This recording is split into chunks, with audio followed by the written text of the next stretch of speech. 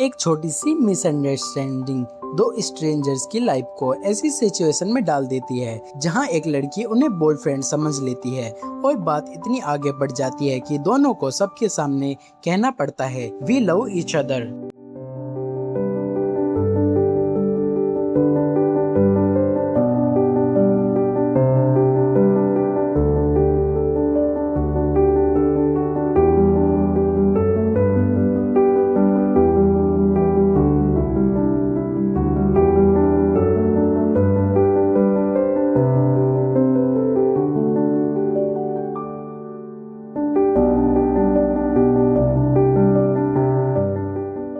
कहानी की शुरुआत में हमें हमारा बॉटम मैन लीड दिखाया जाता है जिसका नाम कार्ल है, जो कि अपने अंकल के अपार्टमेंट में शिफ्ट होता है और बताता है कि वह 19 साल का एक आर्किटेक्चर स्टूडेंट है और उसे लिखना पसंद है और मूवीज भी बहुत ज्यादा पसंद हैं। वह यहाँ अपने सेमेस्टर ब्रेक में शिफ्ट हुआ है, लेकिन उसकी फैमिली का एक ट्रेडिशन है कि जब बॉयज एक सर्टेन एज में आ जाते हैं तो उन्हें अकेले रहकर इंडिपेंडेंट बनना पड़ता है, इसीलिए वह यहाँ शिफ्ट हुआ है। अब वह एक फ्रीलांसिंग राइटिंग वर्क कर रहा होता है, लेकिन तभी उसके नेबर के रूम से लाउड म्यूजिक की आवाजें आने लगती हैं, जिससे वह परेशान होने लगता है और अपने नेबर के रूम जाता है। देखता है कि वहाँ एक हैंडसम लड़का है जो कि हमारा टॉप मैन लीड होता है, जिसका नाम वेल्डेमिर है। वेल्डेमिर कार्ल के पास आता है और पूछता है कि क्या तुम्हें कुछ चाहिए। कार्ल कहता है नहीं, क्या तुम अपना म्यूजिक डाउन कर सकते हो, मुझे डिस्टर्ब हो रहा है। वेल्डेमिर उसकी बात सुनकर डोर लॉक कर देता है। अब कार्ल अपने रूम आकर अपना वर्क क्लाइंट को भेज देता है। नेक्स्ट मॉर्निंग उसका पेमेंट आने वाला होता है। अब उसके पेरेंट्स की कॉल आती है तो वो उन्हें बताता है कि आज उसको पे आउट मिलने वाला है। उसके माँ बाप कहते हैं हमें तुम पर भरोसा है, तुम एक अच्छे इंसान बनोगे। तभी उसके क्लाइंट की कॉल आने लगती है तो वो अपने माँ बाप से बाद में बात करने के लिए कहता है और अपने क्लाइंट से बात करता है। तभी उसके रूम में कोई घुस जाता है और वो अपने रूम में जाता है।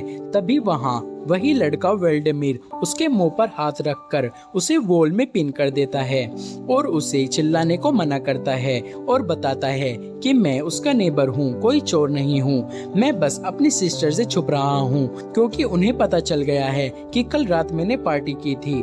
कार्ल कहता है ठीक है और अपना काम करने लगता है, लेकिन तभी उसे पता चलता है कि उसके क्लाइंट ने उसे धोखा दिया है। वह पेमेंट के बिना ही डिसअपियर हो गया है।